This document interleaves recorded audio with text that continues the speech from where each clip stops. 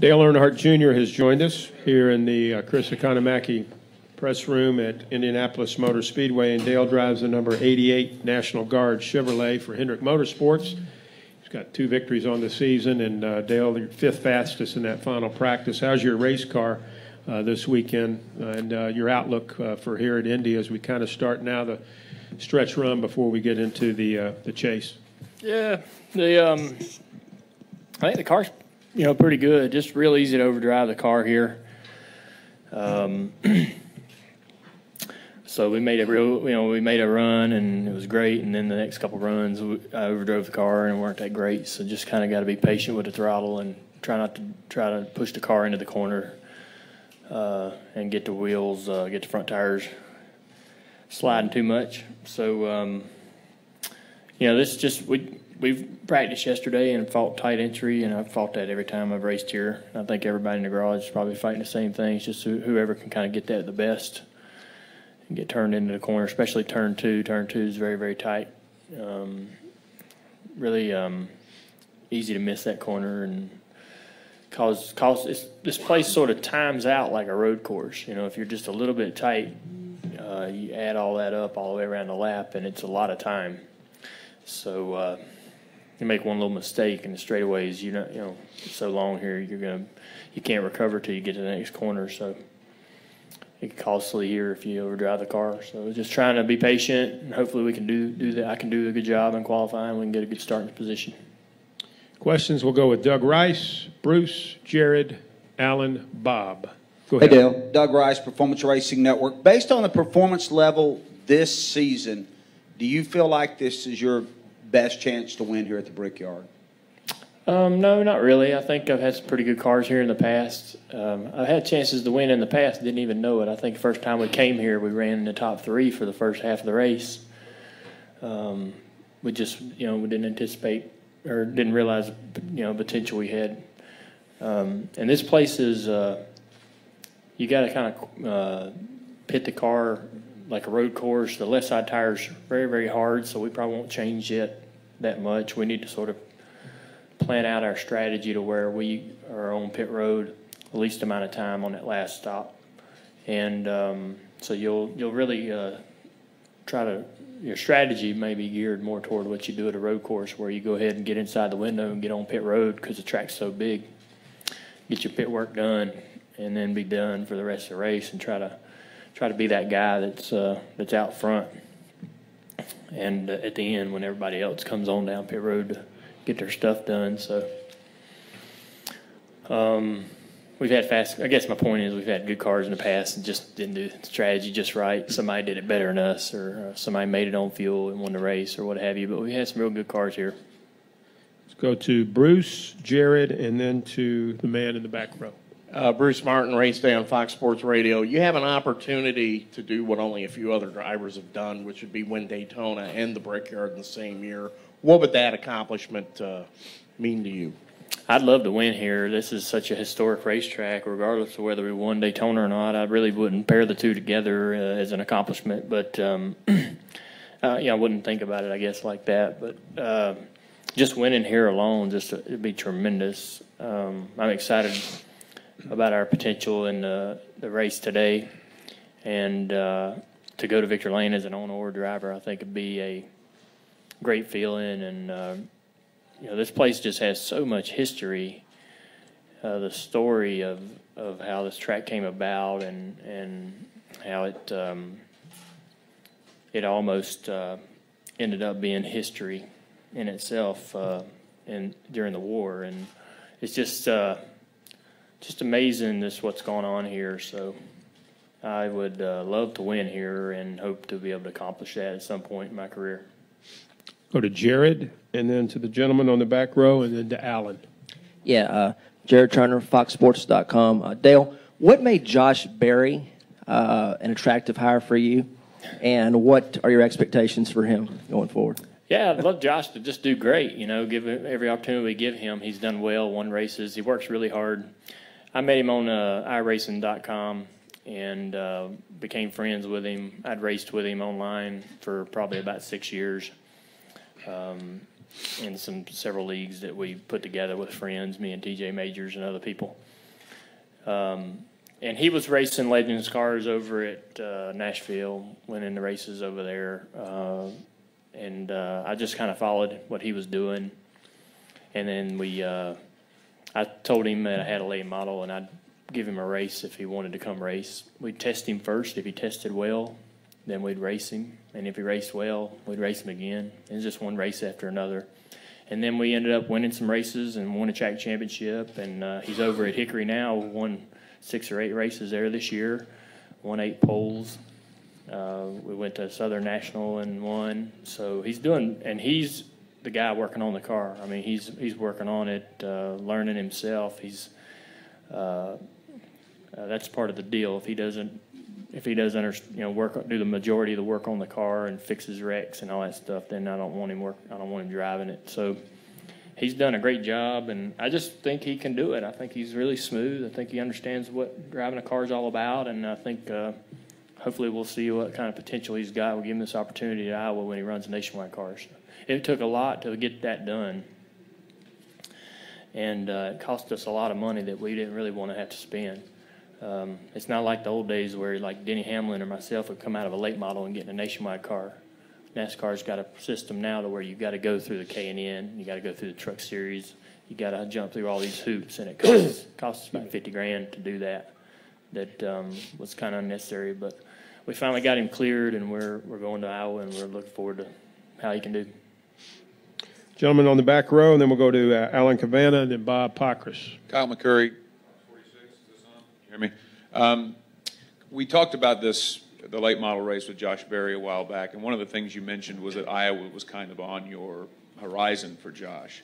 So now that you've got him there, talk about why that track was chosen, and what's the plans for the late model team after Josh moves on, or is that the plan permanently? Well, I hope he does well and can excite some people and get some business to where we can run him in more races. We're running him at Iowa because that's a race we didn't have a driver for and we didn't have a sponsor for on the 5 car.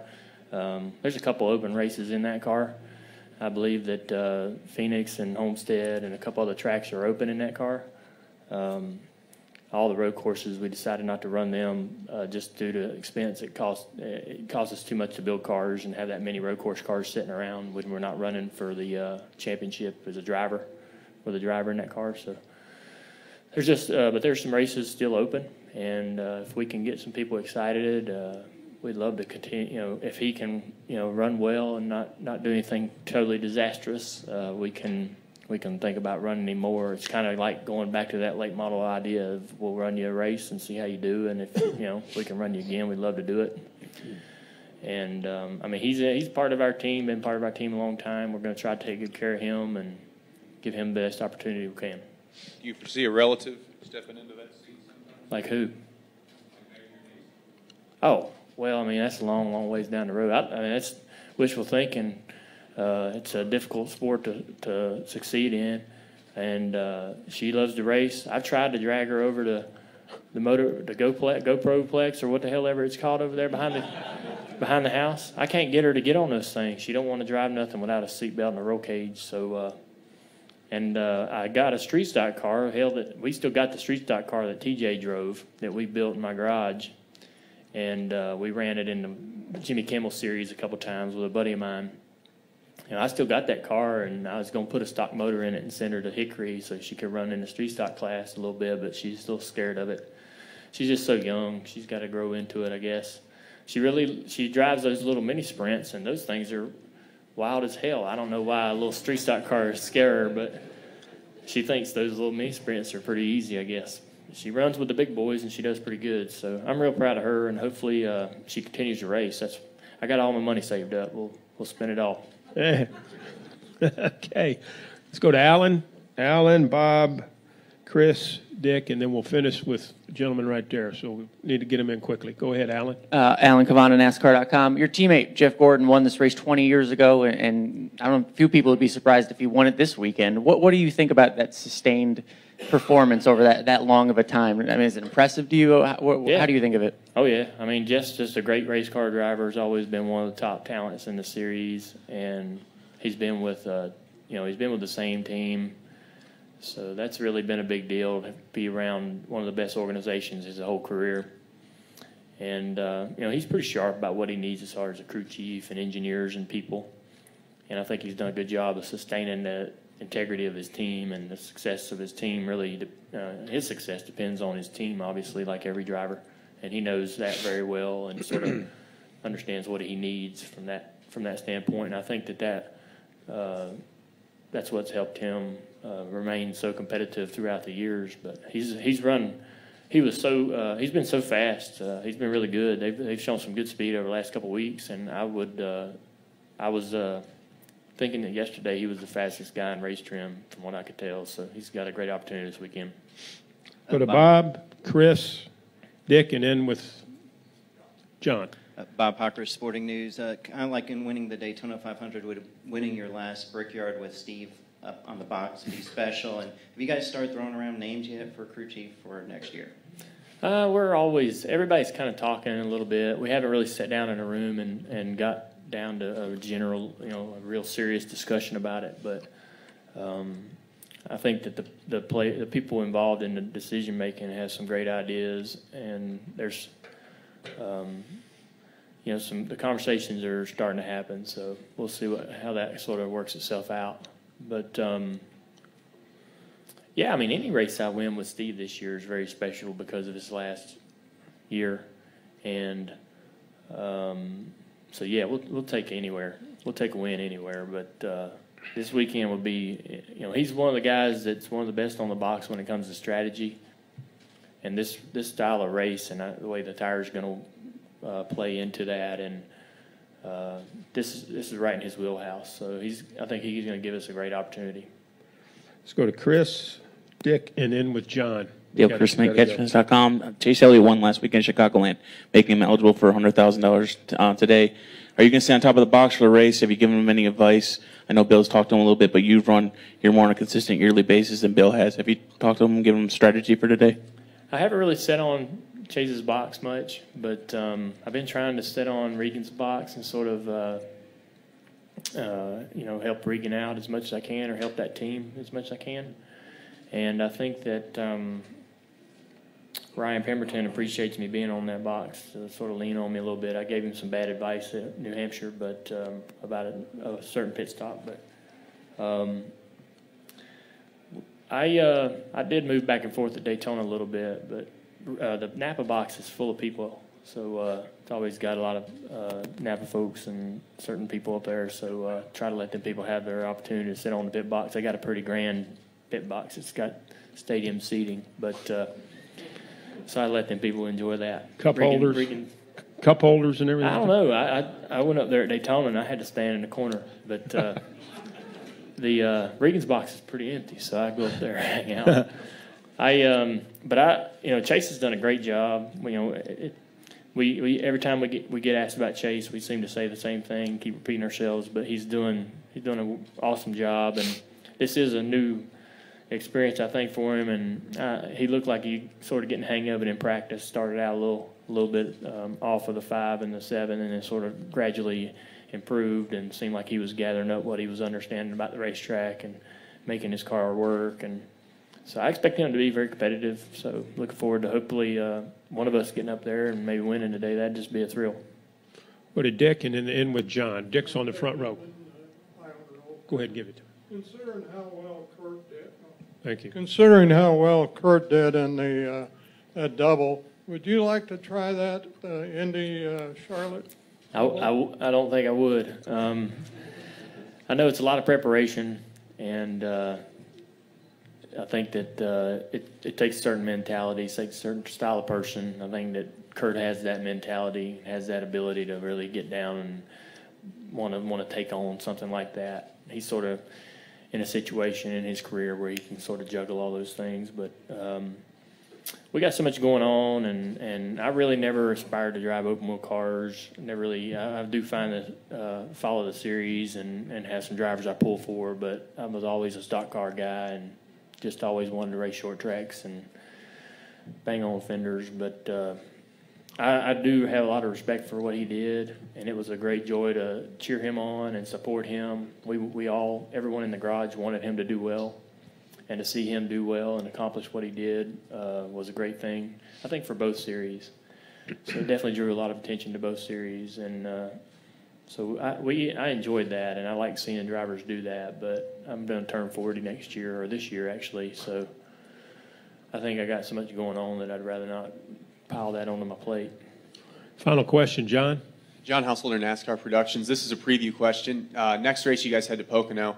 You won there in June. What are you and your team doing to prepare for that race, and are you excited to go there as you have an opportunity to win back-to-back at a pretty difficult track? Yeah, it seems like guys that run well there continue, can sort of sustain it, and I've seen guys that sweep there, and or at least have opportunities to sweep and come close. And I like the track, and we have ran well there since the repave, and I anticipate us being competitive again.